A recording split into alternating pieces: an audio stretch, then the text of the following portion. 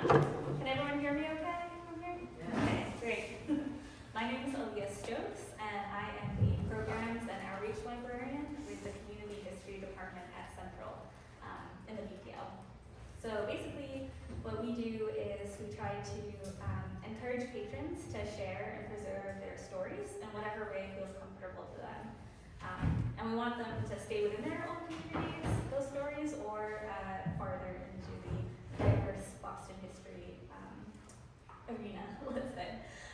So we do oral histories, like the one we'll hear today. We do memoir workshops, and lots of other different fun things. So if you want to learn more, we have flyers over there for later. Also, please eat the snacks. But we are here to celebrate trans voices. And so we have, this is a program that's in combination with BPL, SpeakOUT, and the History Project. So without further ado, Matisse, if you want to kick us off. Sure. Hi, everyone. Okay, so I'm Matisse. I use they, them pronouns. I am with the History Project. The History Project is Boston's queer community archive, so we have a lot of really great stuff, collections going back to like the 1940s. We have like boxes and boxes of goodies, so if you ever have a research project, come on by. We have to do a lot of cool events like this. So before we get started with the panel, I was asked to do a little bit of like historical contextualization before this.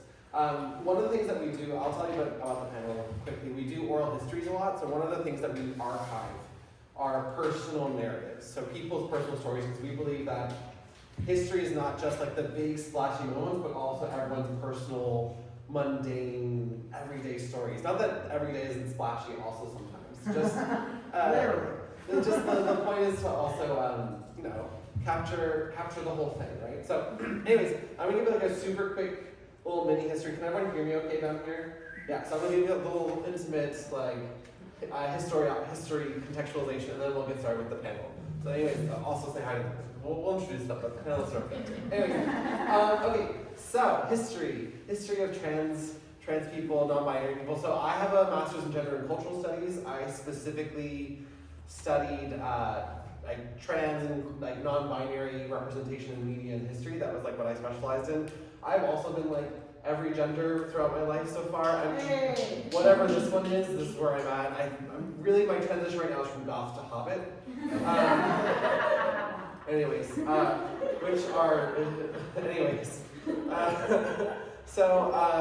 But all seriousness, like what we call trans people today and non-binary, gender non-conforming has existed in some way, shape, or form across like all of human history. It exists in nature. It's not some newfangled thing. It just has always existed. I think it's really important to start with, like basically, like pre-colonial people around the world have been formally doing gender variation in ways that that the Western world demolished on purpose, right? So like specifically, like lots of indigenous folks in North America and Southeast Asia specifically have like the largest recorded like groups of people who formally did gender nonconformity. Is it not? And it's one of those things like, is it nonconformity if it's like formalized and part of society, right? Mm-hmm. That's the big question.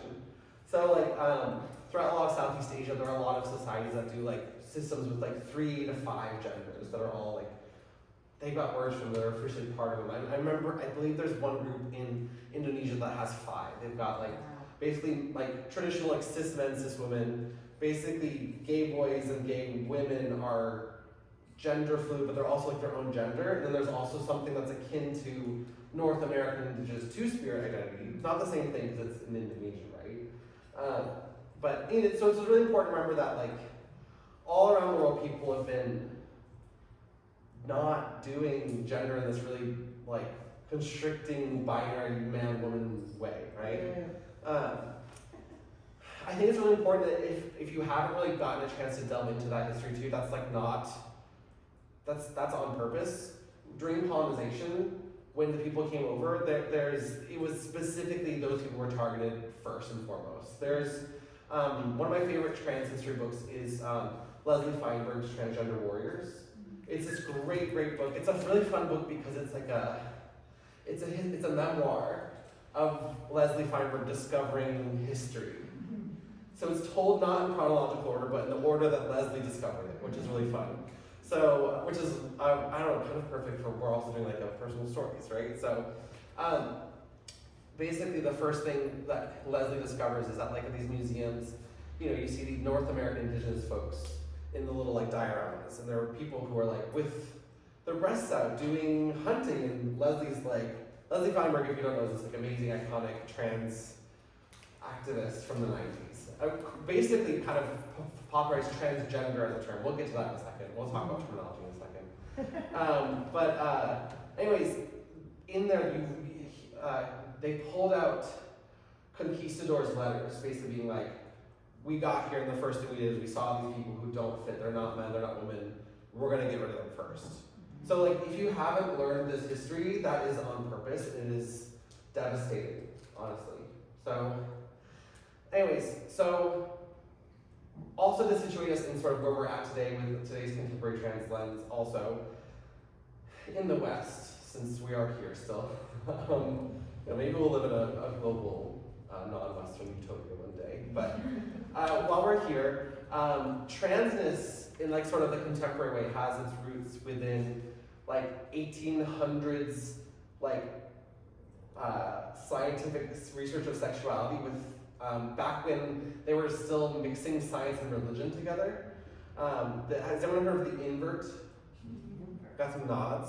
The invert was this idea of that they were trying to describe why some people who they were categorizing as women were sexually aggressive and maybe dressed as boys sometimes, and why some of these men were wearing like beautiful fabrics and refusing to, and like being like sought after by men, and it was this, they were like, what's going on here?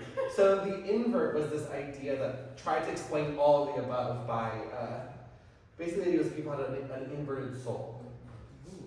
So this is like, it was like a science of sexuality kind of theory that basically, you know, you've got a soul, and if you're assigned male, you have a woman's soul, and that explains gender nonconformity in that direction, and also gay boys, all of the above. And then kind of the inverse of the other way too, right? So that's the invert. We get to like the early 1900s in Western Europe, where we're doing sort of more formal sex and gender research.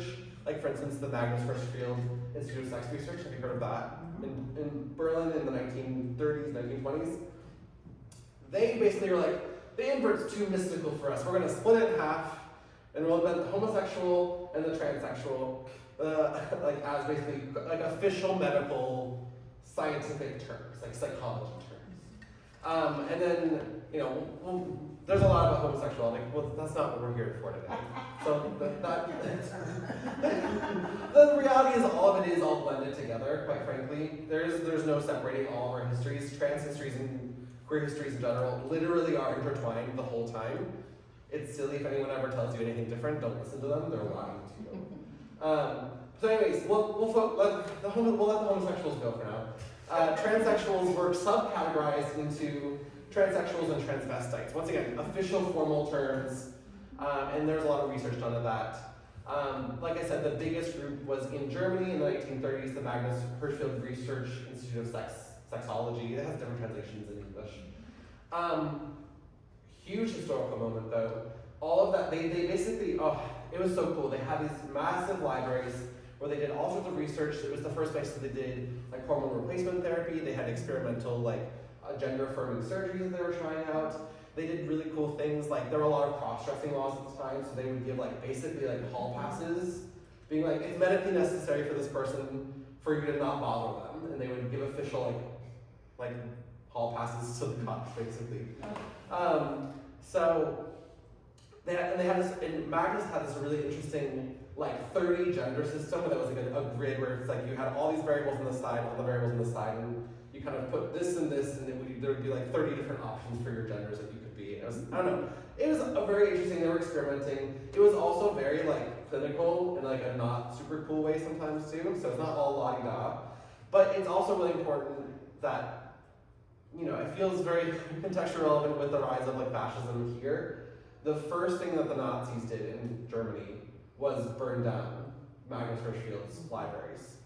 I'm see many of you are nodding, people probably know that story. But it was one of the very first things that they did. They got their, like, basically their equivalent of the Proud Boys together to go rip those books out. If you see, like, Nazi book burnings, like the photos, that's the history of trans people being burned in flames. Like, those famous photos are that. So, anyways, flash forward a little bit. One of the interns at the Sex Industry Research, last name is Benjamin, Harry Benjamin, I believe his name is. He comes to America and he sets up a bunch of endocrinology labs across the United States, where he's basically crafting this perfect version of transsexuals, right? Where there's like a really strict list of what you have to perform and behave like in order to get access to medical care. So like, and it's really interesting because that's like a really specific medical phenomenon happening from the 60s to the 80s. And meanwhile, the transvestites are kind of like left to the wind, and that's when we get this sort of more radical things. Like that's why Marsha P. Johnson, we're always like, oh, the first trans woman, she threw the brick at Stonewall, right? She didn't identify as a trans woman in the way that we think of it today. She was a transvestite. She was like that. She had her star group, which was the Street Transvestite and Action. I forget what the R stands for. Revolutionaries. Nice. Thank you. So it's really important to remember that these terms were like not at odds with each other, but there were institutions trying to keep our community apart from each other with different like vibes. Anyways, all of the sort of official medical stuff gets coalesced into becoming part of the Diagnostic Statistics Manual as gender identity disorder in 1980. Meanwhile, a lot of like gender nonconforming activists are getting together and they come up with the term transgender in like 1990, 91, 92. Basically, the word transgender was mentioned occasionally in the 70s sometimes, but it was not really used at all really until like the early 90s. And transgender was specifically this term that was meant to be non-medical. It was supposed to be from the community, and it was supposed to bring us all together. It was supposed to be bringing drag performers and the transvestites and the transsexuals, and they were really expansive with it. They were like, if you are a woman who's a feminist who refuses to be a housewife, transgender, you're not following the rules. Nice. They were hopefully expansive in a way that was trying to get everyone into a coalition to fight gender norms together. That's like Leslie Feinberg, Kate Bornstein, these are like 90s trans activists. I'm almost done with my history. We're gonna get to the panelists in 2 seconds. I'm almost done. It's interesting though, because by the end of the 90s, though, in a really short time, a lot of the trans people who fit the really binary transsexual model of the 80s started adopting the word transgender also. And then they were like, well, we're the most transgender because we can go on TV and talk about it. And it was this interesting dynamic where this word that was meant to be very inclusive and expansive ended up just kind of being the same as this 80s term again, which is just a fascinating way that just like the norms all kind of, they turn over and over. But that's why genderqueer was invented, right? Have you all heard the word genderqueer? Yeah, genderqueer. It's like a fun word that was specifically invented by people to, like Ricky Wilchins is the name of the person who coined that term in the late 90s, who was like a butch, like she was like a transsexual woman who was also like very butch and gender nonconforming. And so she was like, I'm genderqueer, my gender is queer. So, and she specifically also came up with this in response to a lot of the 90s lesbian separatists, transphobic stuff. So anyways, it's a fascinating time in the 90s. But genderqueer comes about, it comes up, it never really takes off, it's still around, but it's not like the dominant word. Trans, once again, kind of becomes more of an umbrella word, non-binary pops up. All in the early 2000s online, a lot of different words kind of come together. There was like non-binary, agender, neutrois. Do you remember neutrois? The neutral third, that's fancy in French, neutrois, you know? So there's a lot of words that are coming up, people are experimenting, and kind of in a fun way, it's all sort of landed back on just being like trans, you know? Which is I think really fun. It's a fun arc. Anyways, that's my historical contextualization. Any questions?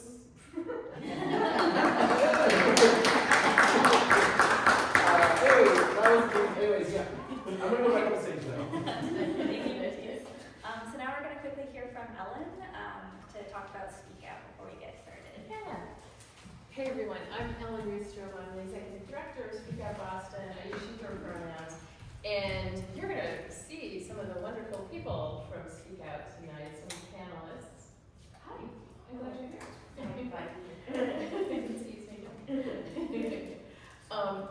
We are we've been around since 1972. We've been telling the stories of the LGBTQ plus community since then.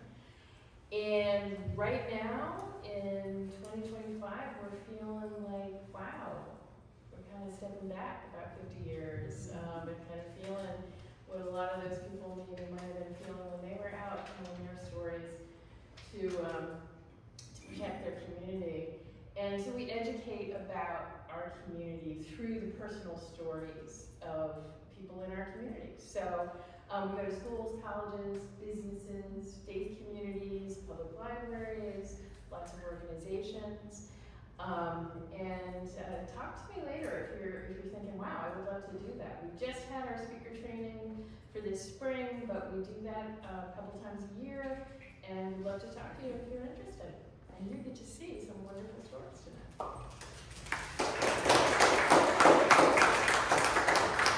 Okay, hi again, Matthias again, they. A long time no see. Okay, so we're going to introduce our panelists.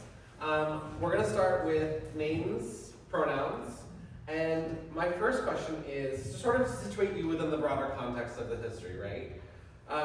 What are your earliest experiences or memories of seeing trans people represented, either in media, in your community, or elsewhere? So who's going to go away? Hi, my name is Lori. I use she, her, and I love Elle and Elia as pronouns. My first time seeing something in media was photos of women dressed as men being loaded into police vans to be taken to jail. And then I'll follow up with another, not sunny one either. I was taken to see Psycho in the movie theater by my parents when I was 8 years old. And yeah, that kind of, I didn't want to go to jail, and I certainly didn't want to be like that person. Hi everybody, my name is Heath. I use they, them pronouns. I'm non-binary. I also identify as gender fluid, just to sort of situate myself in terms of identities. I grew up in the 90s in small town Pennsylvania, like a fairly conservative area, and I honestly have very little memory of any sort of trans-specific media or characters or mentions. It's really interesting to me. In my earliest years, I was growing up at the tail end of the AIDS crisis, but virtually heard nothing about it. And looking back, I can see some coded representation. So the Disney movie Mulan, I feel like, is pretty trans masculine coded. I also really liked Tamara Pierce. She wrote a series of novels, again, featuring a young girl who disguises herself as a boy so that she can become a knight. The Matrix came out when I was growing up, but of course at that time we didn't know that either of the directors was trans or that they kind of intended it as a trans allegory. And then the last thing that I can think of when I was growing up is Ace Ventura. And of course that is a really negative portrayal of a person's reaction to finding out that someone that they had been interested in was trans.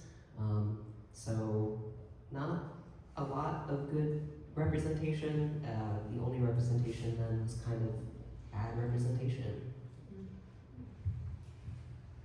Hi, my name is Anderson, and I use masculine pronouns, and I identify as a trans man. And so I grew up in the late 60s, early 70s. So my earliest memory of someone who was transsexual was Renee Richards, the tennis player. And there was such a controversy when she was just trying to compete playing tennis in such a debate. I really didn't understand what the big problem was.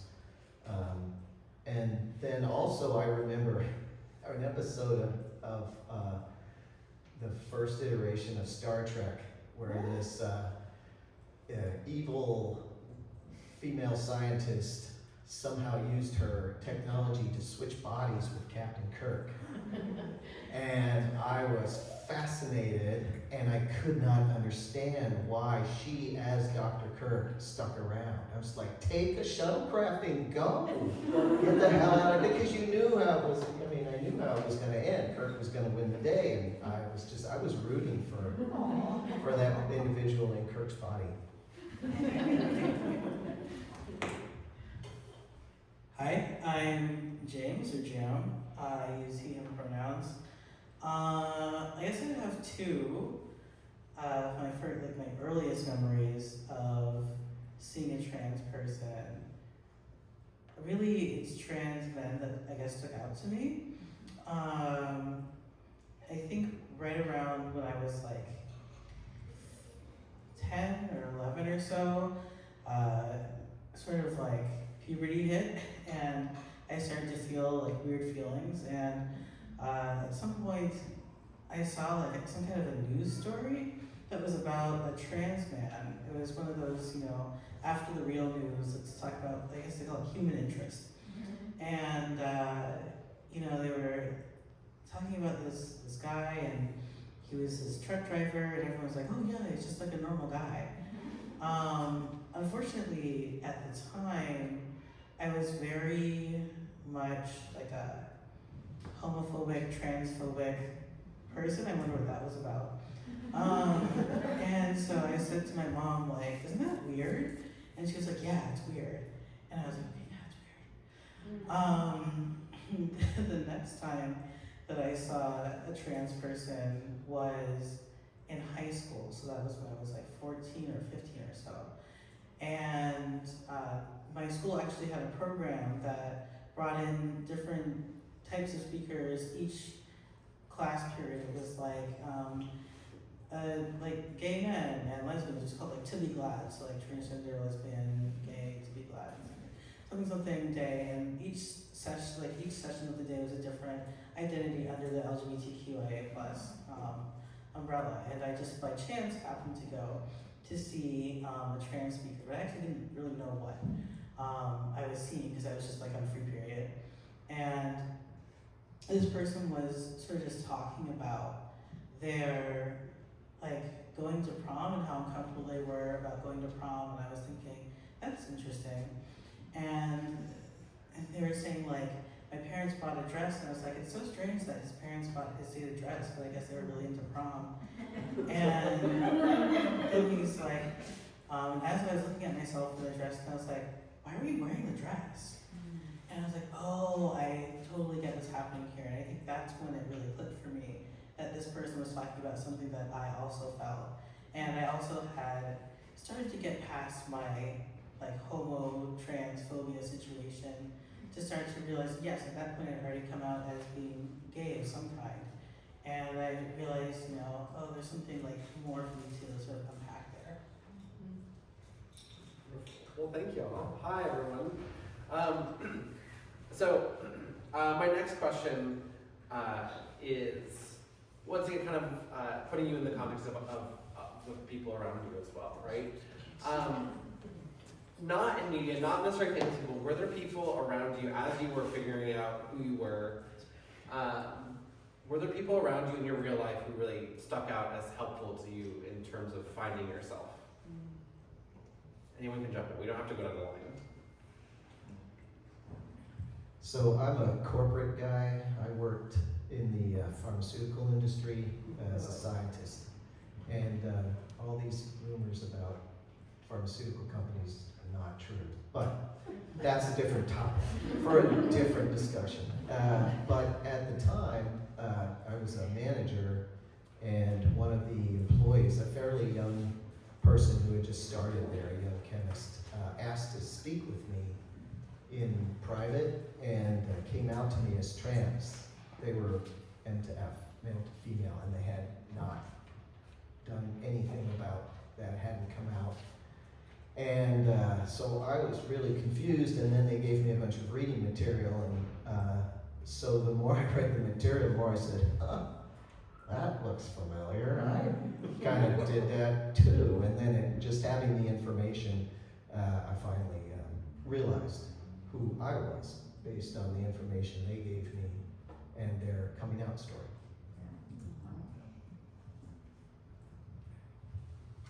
I also had a friend in college who was trans. So he was a trans man. And he was like one of the first in my general friend group to come out as any kind of like queer. And we were both part of an improv acting group. It was LARPing. It was like actually.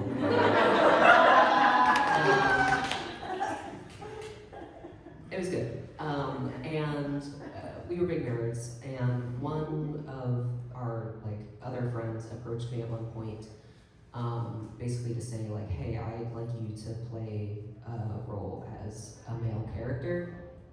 And this was still when I was identifying as a woman, and I remember being like, okay, I will take this role on, but it's really, really important to me that my trans friend does not feel like I am making fun of him or like making a mockery of his identity or anything like that. And so I started asking all of my male friends, like, what does it mean to be a man? Like, what is masculinity? Startlingly difficult question to answer, as it turns out.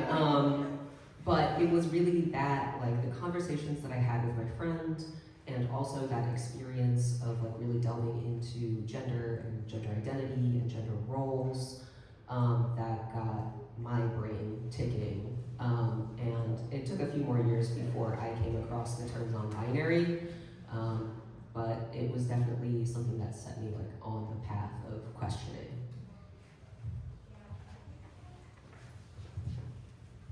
So the first person, well, because I grew up in the 50s and 60s when the gender roles were really rigid and enforced from school age on, and by people that were older than myself.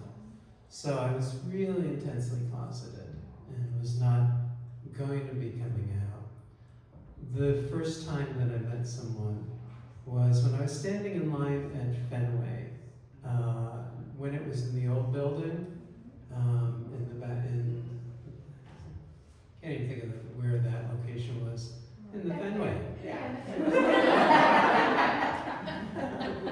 That's where they get the name. Okay, so I'm online, and there's this young trans woman there, and she's chatting it up with her friend, and I talk to everyone, so it's like I said, and she looked amazing, and I said,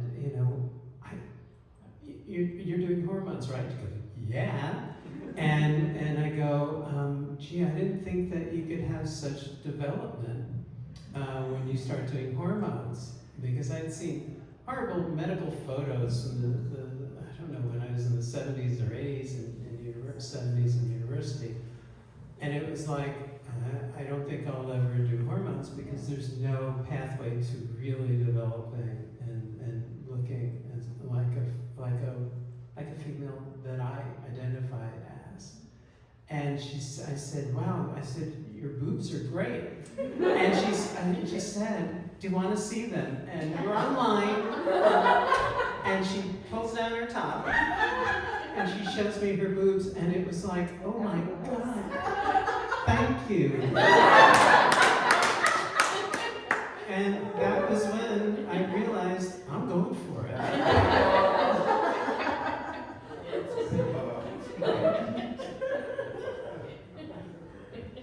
I guess I'll just add, so, I can't think of any particular person who's sort of like, in the same way that the three other people have shared. I think for me personally, what has helped me are people who give me the space to be myself. I think about my mom And she does not think trans people are weird, by the way.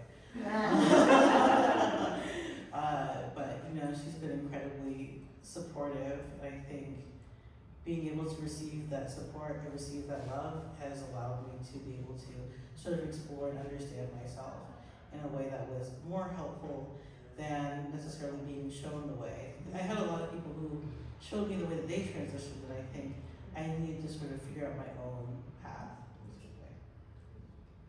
Yeah, I think family is really important. I also have like a trans sister who like was like Transistor. no, I remember I went to visit her in college and she was like, I'm genderqueer now, and I was like, what's that? Yeah, it's so having family is really helpful, but also oh my gosh. My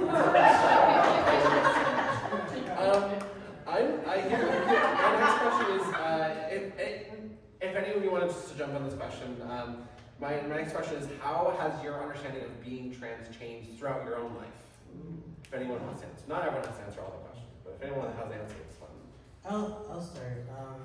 So I think that sort of ties into what I was maybe alluding to, which is that, you know, when I first discovered in high school, and then I saw the trans man, I was like, what is that? And I went online and I tried to look up all kinds of different terms, and I tried to figure out, you know, where is it that I fit, you know? And I didn't really know. I think when I first reached out to sort of touch what community was out there, I found a lot of trans men.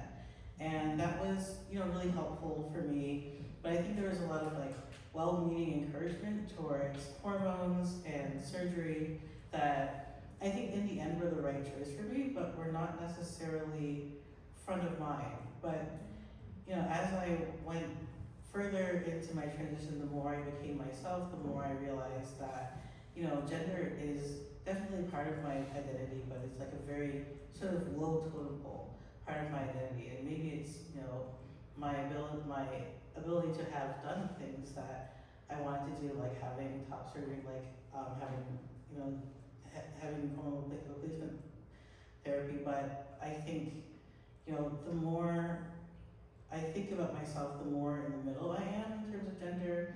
I would say that I identify as non-binary, but also a trans man, and I also use he, him pronouns. And I think in the very beginning, I felt this strong pull to one side, and the more that I become comfortable with myself, the more I have felt, okay, I'm really in the middle. What I tend to say is that, you know, I'm more like marshmallow than man.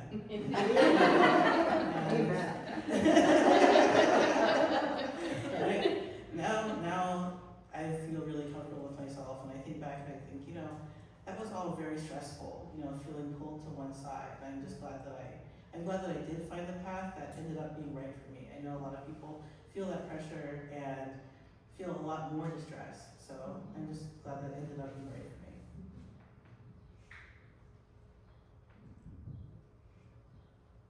That's your answer. Anyone else have any, like, your own relationship to being, like, what you think trans means? Has that changed for anyone across your lifetime?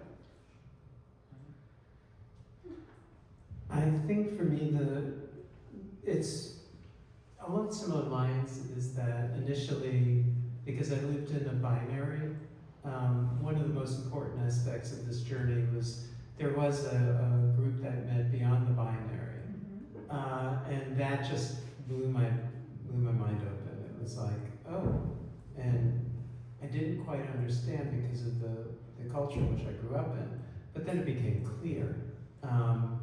And so at this point, I think that being trans is just being laying claim to who we are inside. It's also laying claim to the fact that our spirits are neither male or female. There's a whole range, and that in this lifetime, the gift is just to express yourself to the closest that you feel you are. And that this is something that I think we share in common with everyone. I think the fact is that we take the lines, we throw them away, we try to be authentic, and this is a guiding light for all people, just as the way queer relationships is a guiding light for heterosexual relationships. If people let go of their need to control, I think they're going to understand the beauty and the honesty and the truth in our experiences. That was beautifully said. That was gorgeous. Here. My next question is, what do you wish more people understood about being trans that rarely gets said in like public discourse about trans people? Right? What do you wish people were actually talking about?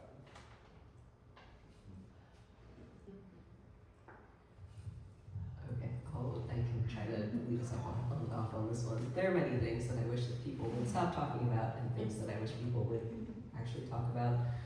I think that one thing that is really missing from the discourse today is just trans voices.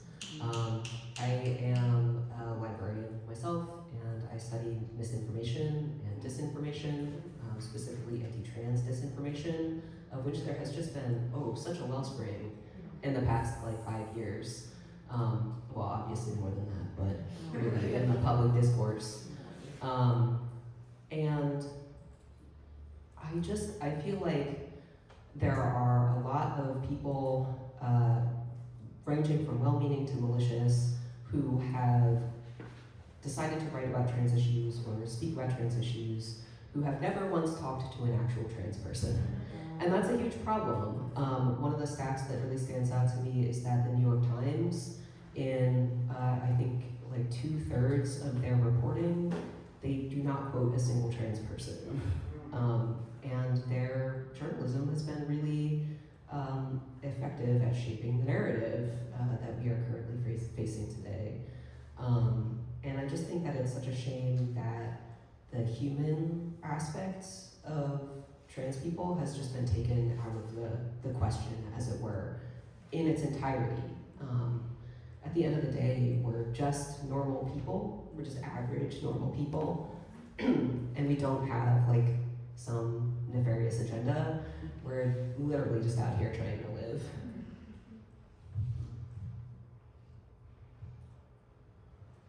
I can't improve on that. My next question then is, what are some moments from your own lifetime that you feel have been consequential and momentous for the trans community at large? Things that you remember living through, things, Transcending Point magazine cover, what were some things that happened in the world that felt momentous that you got to experience? I first came into the queer community in general, the LGBTQ community in general, at the same time that I came out to myself as trans. So I was living as best I could as a straight female. So I had queer friends, but I didn't identify as a lesbian. I wasn't in the lesbian community like some trans men are, and or in the queer community in any way. And I remember, can you repeat? I just want to make sure the question. The question is, what were some moments for the trans community that you got to live through and experience? So just as I came into the community was when, who's that gay congressman who threw trans people under the bus for ENDA? Bernie Frank had just said, no penises in the shower, and removed trans protections from the federal non-discrimination bill for LGBT people. And there was, and I didn't understand at first. I remember going to my first Boston Pride, my first Pride at all, and there were all these signs about ENDA and crosses through them, and HRC was a bad word, and I didn't quite understand it, so I was reading about it, and what happened was it brought the whole queer community together. It brought the trans community together, and then it brought support from the LGBT community, I think, for the trans community, which was actually, in my experience at the very beginning, coming out in the around 2009, was pretty precarious. The most kind of negative treatment that I experienced as an out trans person was from gay and lesbians.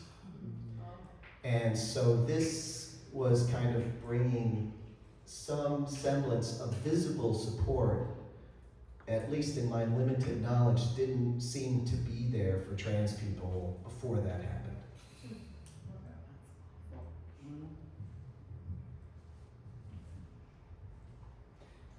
So the momentous parts of history that I've lived through, was with Mass Trans Political Coalition, when we actually started to lobby to get the driver's licenses changed. And that we had to wait for the governor to be out and a new governor to come in. I can't remember my political history so well, but it was someone that we knew we'd be able to, who would not veto anything like that. And going on Capitol Hill and lobbying for that. The other was being in the Boston production of V-Day Boston when they had the presentation of a trans monologue that was written especially for the first all-trans performance of that in Los Angeles. The following year we did it in Boston with V-Day Boston. The other, gosh, there was one other that came to mind. Being in the trans chorus here. Butterfly Music Transgender Chorus. There had been one on the West Coast. There was one here for a number of years. That was such joy. I mean, I'm really sorry that we don't have a trans chorus now. We really could use a transgender, queer, non-binary. God, our voices, you know, just like the Boston Gay Men's Chorus. We need this because it's culture that really does open hearts and minds. So, yeah, those are highlight periods for me. Do y'all have some too? Yeah, mine is not a political one, but I forget what year it was. I feel like it was some COVID year when when the movie Disclosure came out, and I kind of, for whatever reason, struggled to watch a lot of trans stories in media. I think sometimes I get a little frustrated. I don't really identify with a lot of the things that are portrayed. Like, I don't experience a lot of dysphoria, so when people tell a narrative that is like being born in the wrong body, that sort of like, ooh, you know, I don't feel that way, I kind of like my body. So I think when I see trans stories, it's hard for me. But when Disclosure came out, it felt like everyone was talking about it. You know, my straight friends, my gay friends, and they were like, this is like amazing. And I was like, okay, fine. I will watch it. And I watched it and I just thought, wow, that was amazing. You know, it really felt like authentic trans representation in a way that I hadn't felt before, in a way that didn't really tell me a story that felt like it was challenging mine. It felt like a lot of different people telling things that any person could relate to, and if you didn't relate to one person, you could find your story in another person's story. And I just thought that was so super interesting, and the host was awesome too. Just Laverne Cox.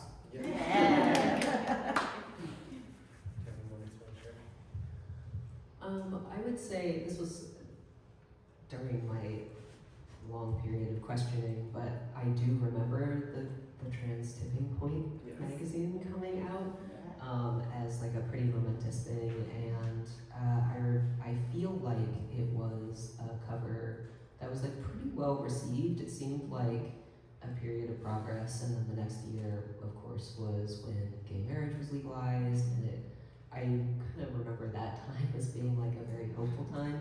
I also want to give Disclosure a big shout out. That was also one of the first times that I watched a piece of content, and I was like, oh wow, this is incredible because of the variety of voices that it's showcasing.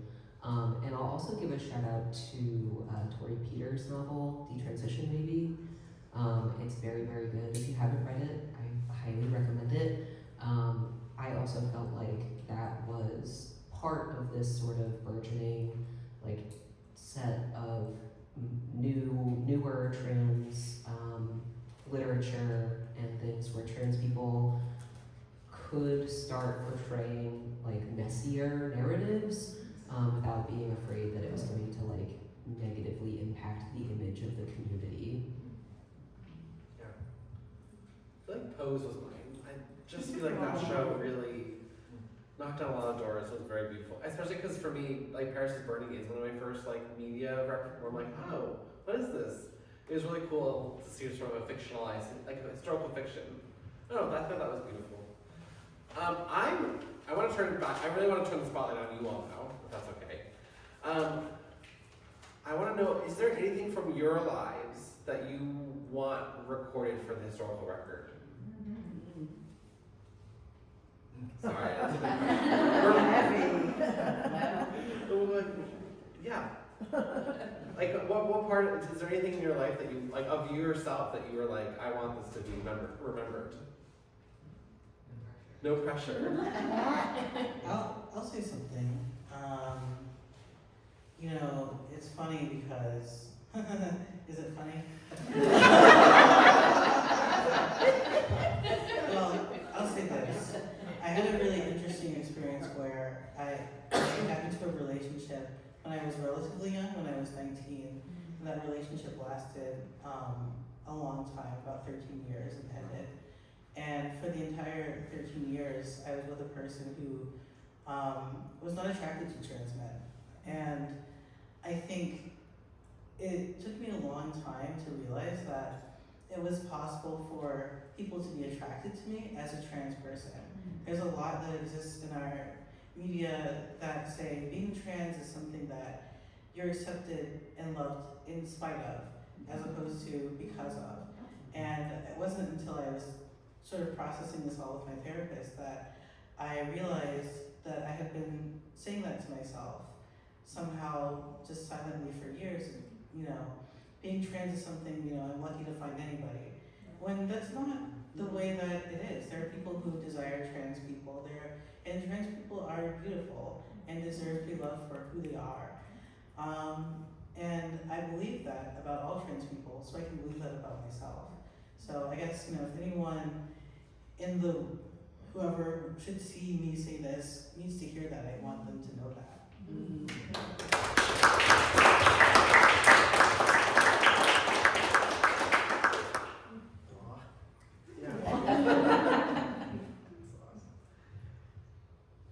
I feel like that was so beautifully stated.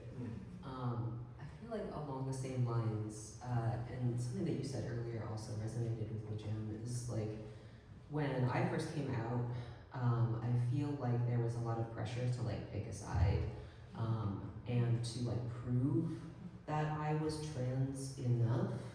I suspect that this is probably something that most trans people experience regardless of where they sit on a gender spectrum, but as a non-binary person, it was like especially a thing for me. And when I was first coming out to my family as non-binary, my parents had like a pretty bad reaction to it.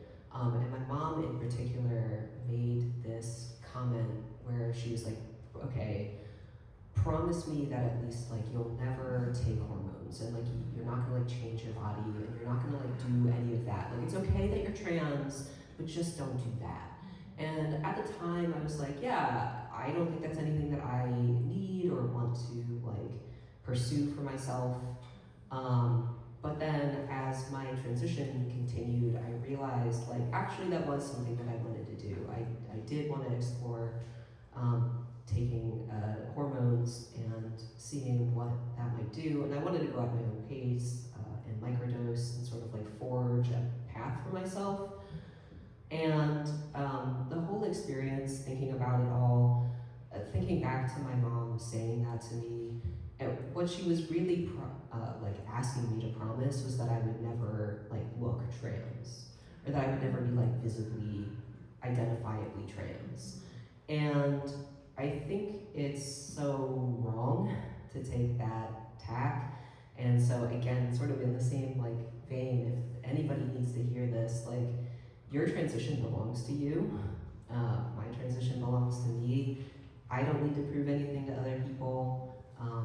You don't need to prove anything to other people. At the end of the day, everybody belongs to themselves. And like that's actually a really beautiful thing. That's a really great place of freedom from which to approach yourself in the world. And like at the end of the day, the only person that you have to live with is yourself.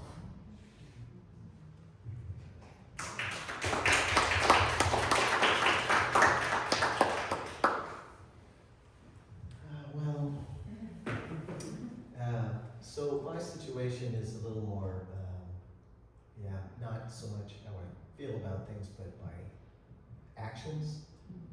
So ever since I came into the community, I've kind of worked more behind the scenes as an activist. And so I've done things like lobby at the State House for the Public Accommodations Bill.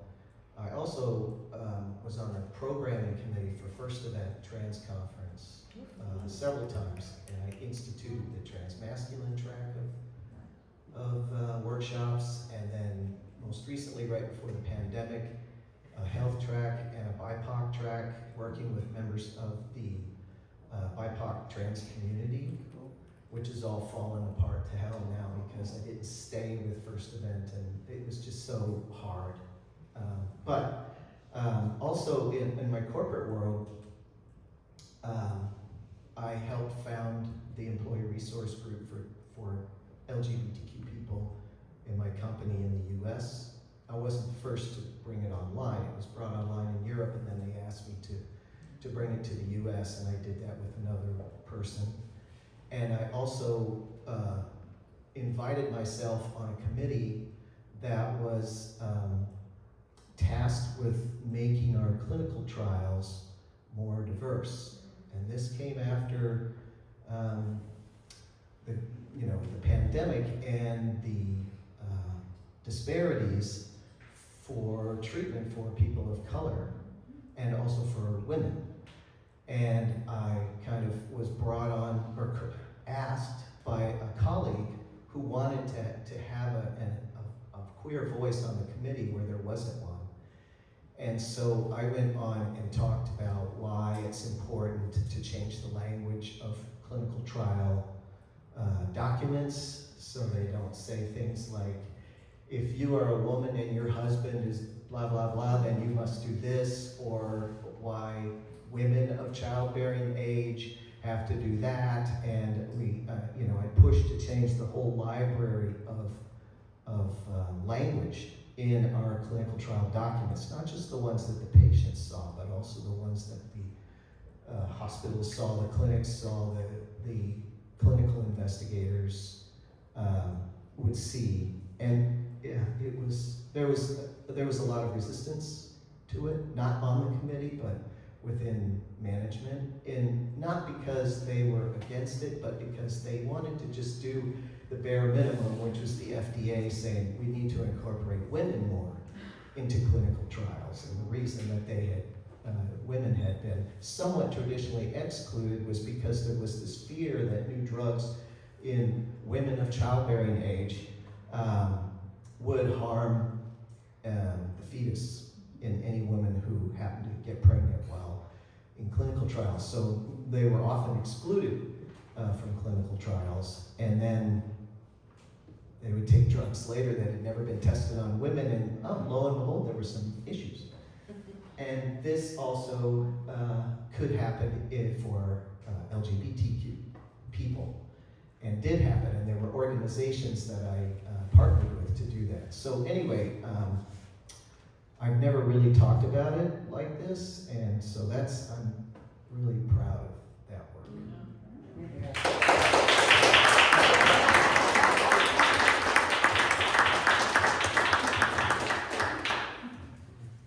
Your turn. Matisse, can you repeat? Yeah, my question is, what about your own life do you want to be remembered for the future? What do you want to be entered into the historical record? about yourself. Okay. I think the thing that I love doing is opening up hearts and minds, whether speaking or performing or writing or just speaking one-to-one to people. We all have something to share. And it's in relating to one another as human beings, that's where the lights turn on. That's when we help to shift things. And this work is never over. It will continue. We are all part, this is where my spirituality fuels my life and fuels my heart, which is we're all part of the divine. There's an expression in Judaism called B'Tselem Elohim, which says we're all created in the image of the divine. We are created in the image of the divine, not one person in particular, not another. This is a beautiful gift. And so I think the more that we reach out, the more that we support one another, the more that we gather together and just speak to that friend, whether it's one person or another person or a group, we have the opportunity to make waves and change things for the better. That I think being a source of hope and sharing that with people is it always warms my heart to be able to do that. And so I'm not going to stop. And thank you.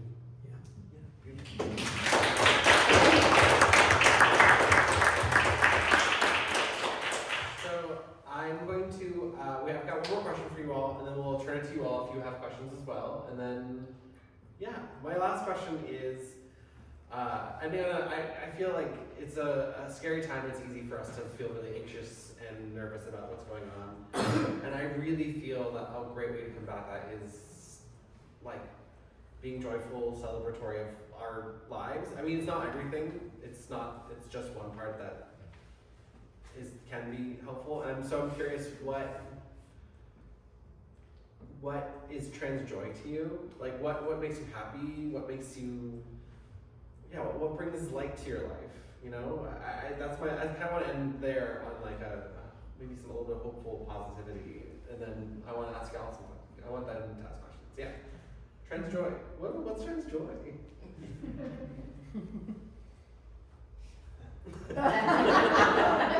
So I'm part of the executive board of a student group at my law school, and I'm just so incredibly tired. I don't watch the news.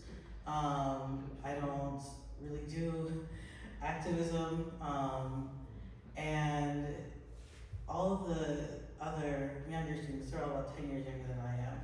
They are so enthused and ready to do something, and it makes me very hopeful that, even in these moments when I'm, very tired and I'm not in a place where I can watch the news and participate in activism, there are people out there who are interested, who are looking out, and when I'm too tired, they'll take on the work, and when they're too tired, I'll take on the work.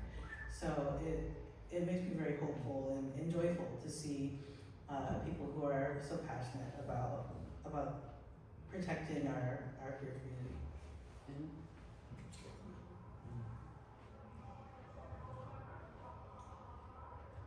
Well, it's good. This forces me to admit that I don't have any connection to this term, Joy. trans joy. Joy, yes, trans joy. I don't even understand it, so I don't have a comment. Okay, it's like it's fine.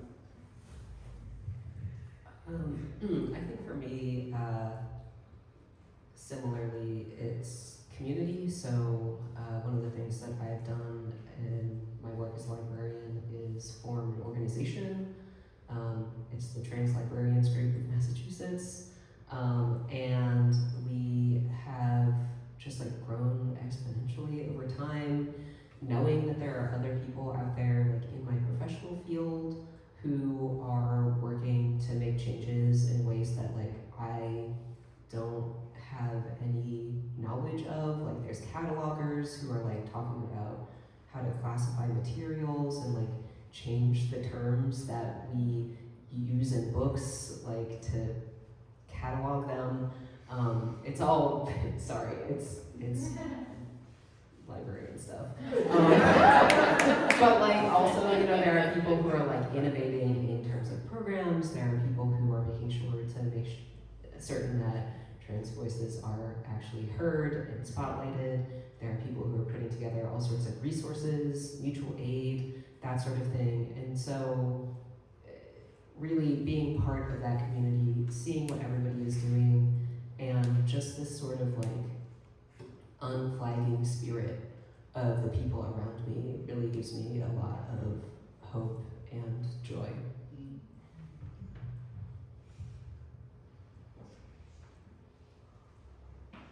Trans joy. I love singing, I love performing, I love writing, and I love being in groups where I am just myself, plain and simple. The communities I belong to, in the bi community, bi women's community, my temple also is now formed a group to help increase safety for LGBTQ Jews, which I love. I was asking for that, and now we're meeting to do that. Making things safer, I mean, and just being ourselves and feeling safe. That there's great joy in feeling safe and being together with people that you know and love and respect, and being amongst friends. So. Well, thank y'all for those answers.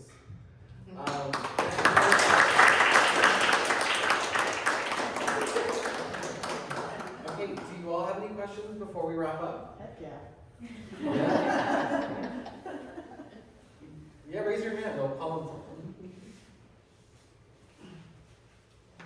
See, we explained it.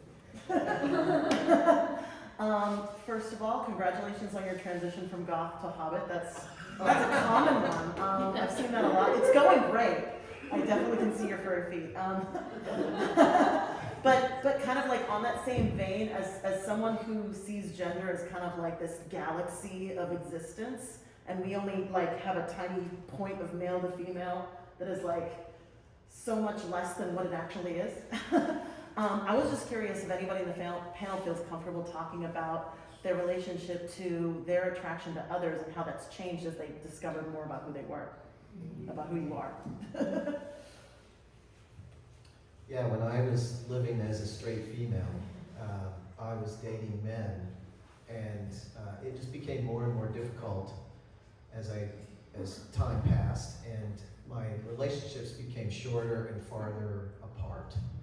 And I got blamed for that by my family and my friends. Why are you so picky? Why are you not in a relationship? Why don't you stay in a relationship longer? As though I was the problem.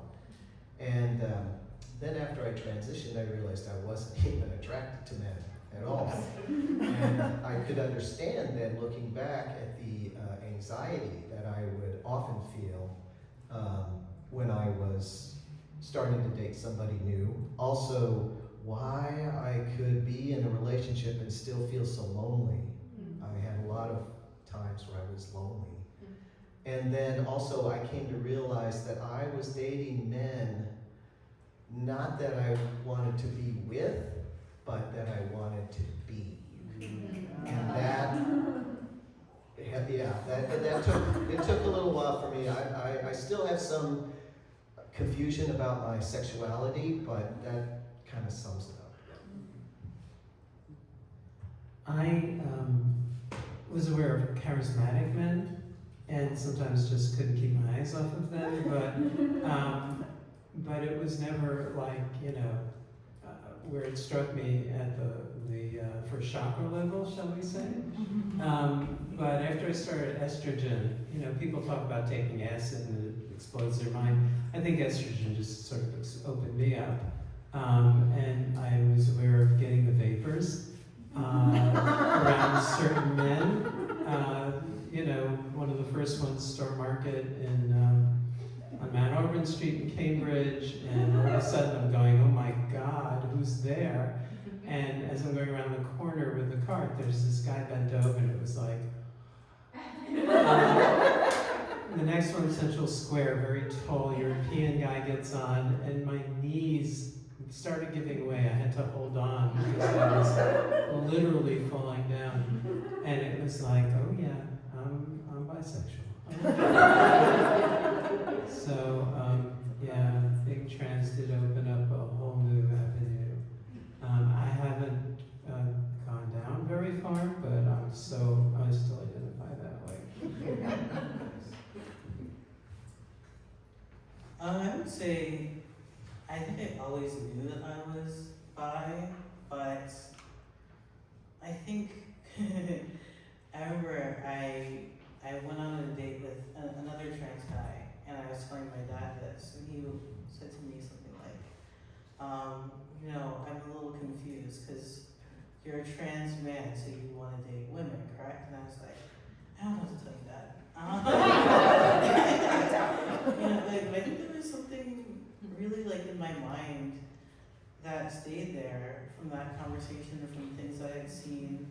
And I think for a very long time I was attracted to either end of what we would call like a binary gender spectrum, where I was attracted to very feminine people and very feminine and femme identifying people, or very masculine presenting and masculine identified people.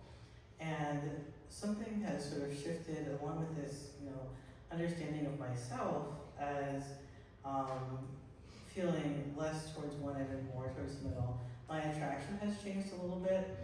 I think I also, this is such a strange thing to say, but I guess I can admit it because I'm over it.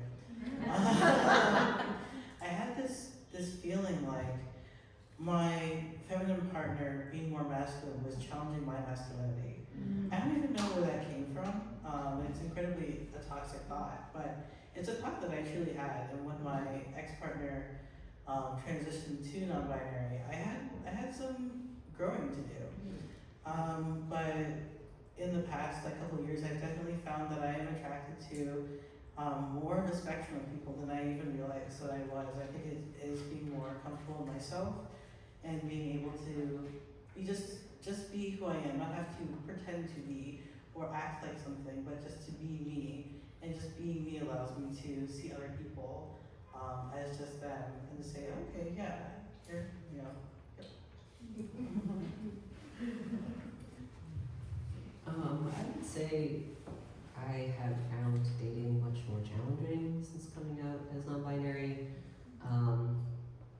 I feel like a lot of the times, especially if I am like making contact with someone who is cis and may like identify as straight or is like kind of questioning their sexuality, I found that I've really struggled with like men, in particular cis men, who want me to be more feminine in a relationship, and then women, especially cis women, who want me to be more masculine in a relationship. And it's been very strange in those like instances to try to figure out a good way to meet another person's needs without sacrificing some part of myself. I'm lucky enough now to be in a long-term partnership with someone who I've had like a lot of conversations about this with, and who's really understanding and very like open. But it definitely took a while to find someone who I felt could have those conversations and not feel like threatened in some way or like upset or whatever. So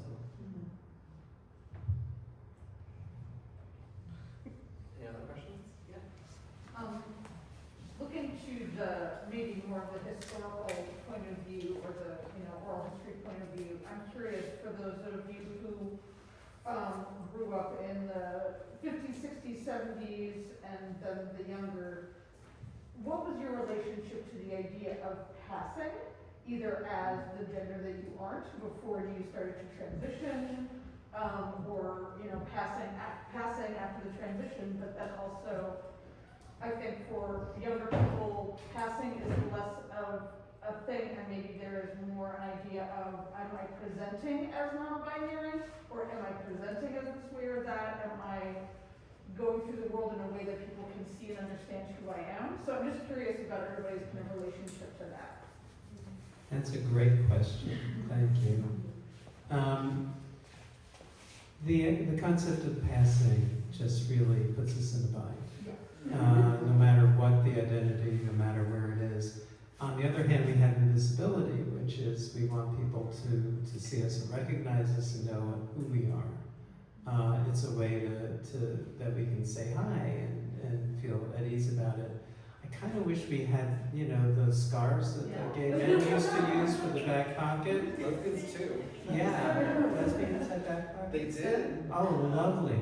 So I want some scars, folks. How do we do it now? And the reality is I don't know how we can do it now. If we're not wearing the uniform, the dress, the clothes, the haircut, the glasses, the jewels, or the pin, the backpack with everything, the hat with everything. And how do we get seen? How do we get recognized?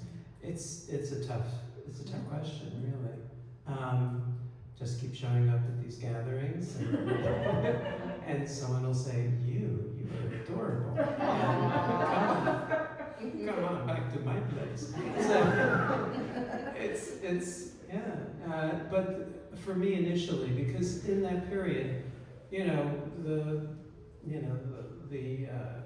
order to transition, you had to follow this long list of things that that guy had said after his name. And then W. Path Benjamin, thank you, Harry Benjamin, who wrote, by the way, a very good book, Man, Woman, Boy, Girl, which really started to open up things and talk about people who were intersex, Yes. and introduced that it was not XYXX. It was the first primer for all of us who were around in that period and studying. But the reality is, passing is intense for people coming in through their generation and through the identities that are available to them. I still love the concept of gender as a paragraph, a page, a heart-to-heart talk. And that's, I think, the reality. And we have to stick to that cornerstone. We're all human beings. We deserve to be recognized, be loved, be appreciated for who we are, and to find those who share in that and that we can appreciate right back. And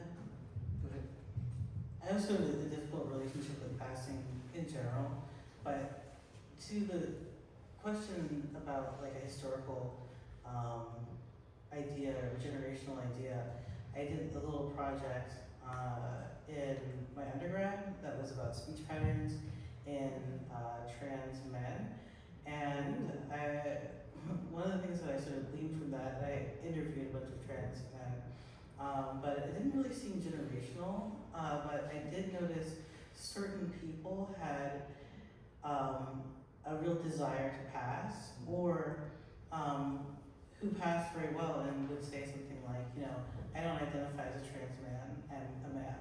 And that was an idea that floated around in my head and I really rejected.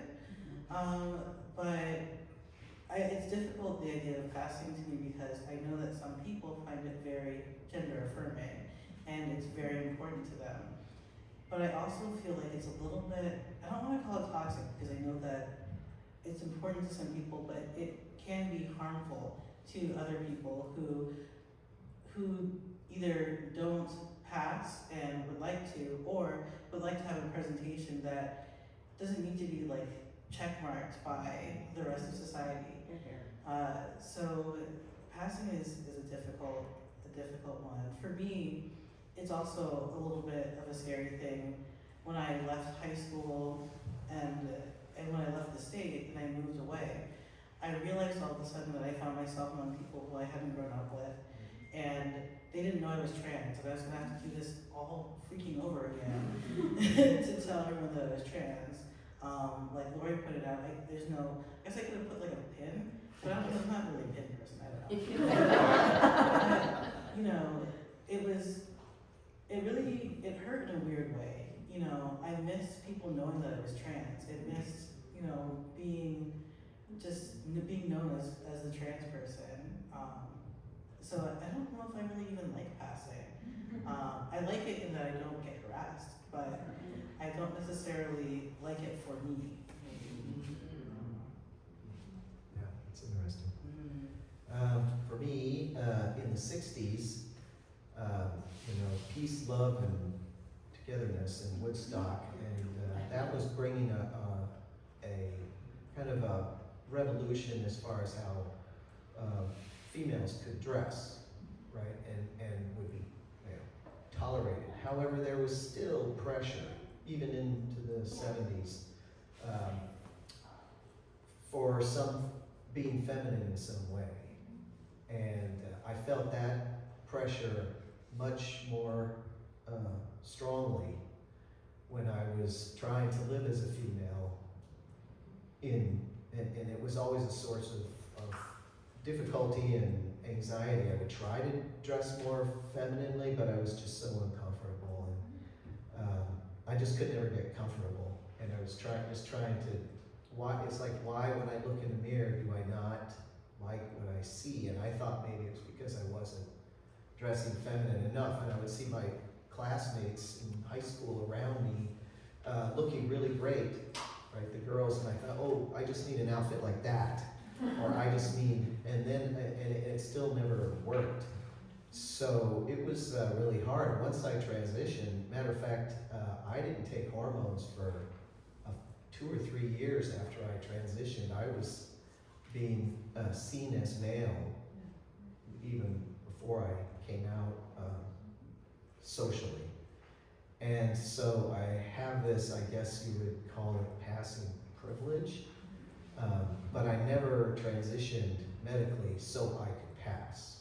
I transitioned so I would feel comfortable.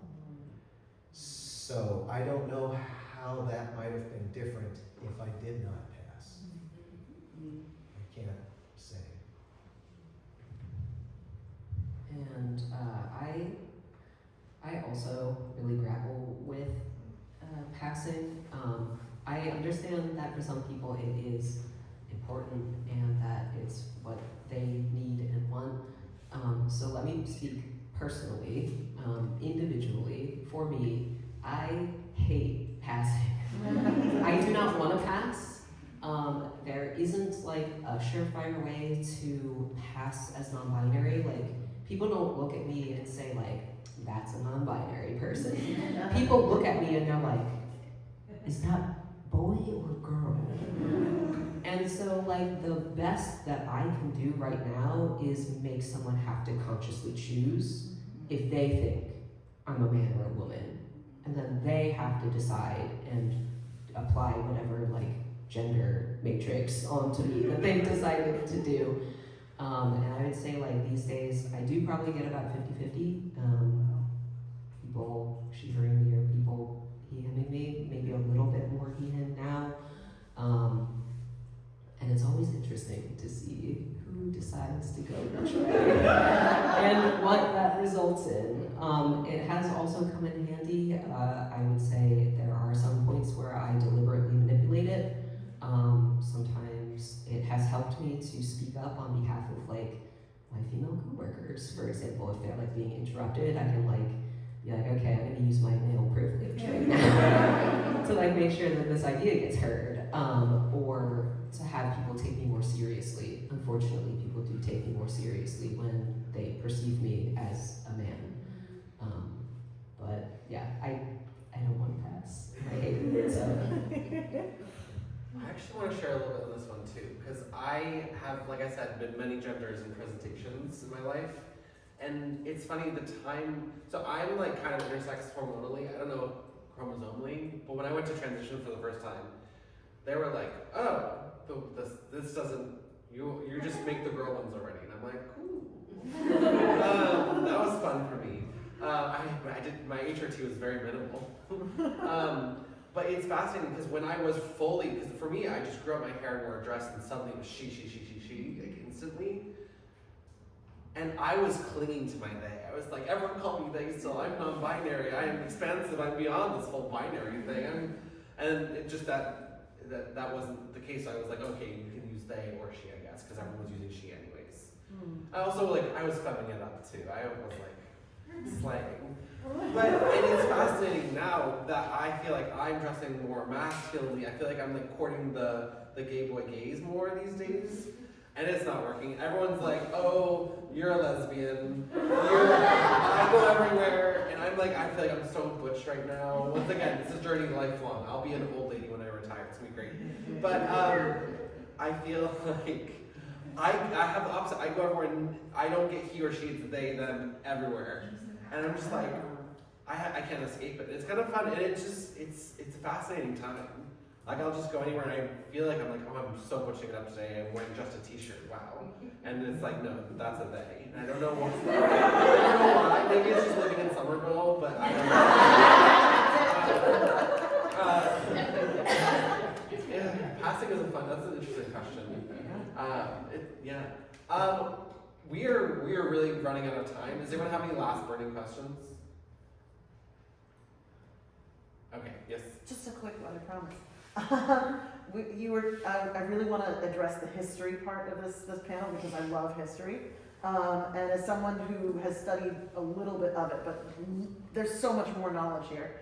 I was curious for the history buffs that are here. How do you think the exclusionary groups that came before, in your very quick introduction when you talked about exclusionary groups, I always think of the Furies as the first ones that I remember, but they later became TERFs. So those folks, seeing them and those grifters now, they're trying to capitalize on this issue in their repeated failures over and over again to erase and destroy our community. Seeing them fail over and over again, how have you seen them actually make us stronger? Because their failure is so pathetic. And we just point and we laugh. As much as the stuff they're doing is scary, they're also really bad at it. And I just want to see, what, as you guys have experienced the world, what have you seen that gives you hope? Because they're just so terrible at what they do. And they fail at erasing us. Be too complicated a question. For me, the hope comes from journalists, Erin in the morning.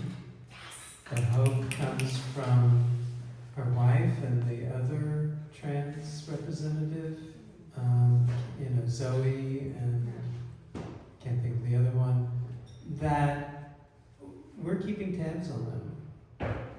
We're following the politics, we're following the news, and we're making sure that they're aware of it, and we're doing things, and as individuals, as groups, as politicians, and we're doing things to make sure that this doesn't go away. We have the ACLU, we have SBLC, we have important groups, GLAD, Lambda Legal, a lot of lawyers who are willing to stake their reputation and to make sure that we get treated equally and fairly. So, I'd be of good hope. That's what I say.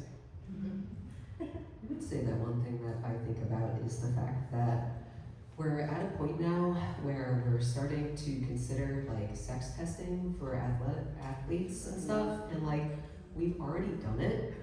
And the reason that we stopped doing it is because people were learning things about themselves that they were not prepared for.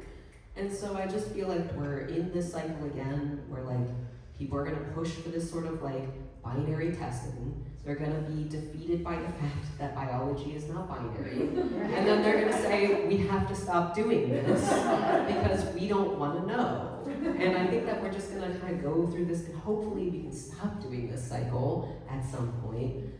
But maybe it's good to be reminded every once in a while. I think even though they're staying kind of quiet right now, and being a corporate guy, from the inside, corporations, whether you want to admit it or not, have in some ways led the way for LGBT people, because the bottom line is, and the reasons why are based on profits. However, they know, and the business cases are plentiful, that allowing people to be themselves at work makes for a better workplace, makes for happier employees and more productive employees. And so it's the corporations who in some ways, at least what I could see from the inside, were quietly leading the way. I remember in North Carolina when they wanted to pass that bathroom bill. Who stepped up? PayPal. PayPal put the kibosh on that. The NBA, which is a corporation, you know, they stepped up and said, no, we are not going to allow you to treat our employees that way, so we will not have employees there. And then the military started, but what the current administration is doing is pulling those leaders out of the military who would support LGBTQ people and women in the military. So that, you know, I'm really feeling for the folks in the military right now. But the lawyers are really stepping up.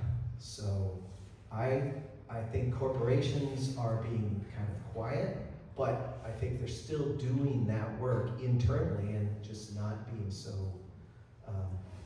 outspoken about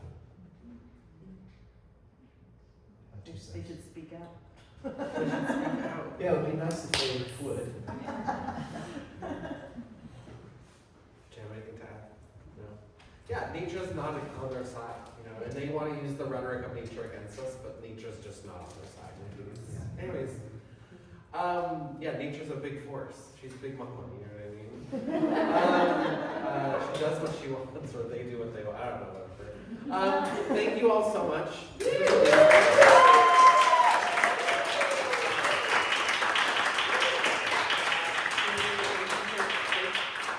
Sharing your lives and your stories with us. It's really impactful and meaningful, and yeah, thanks to Speak Out, thanks to the library.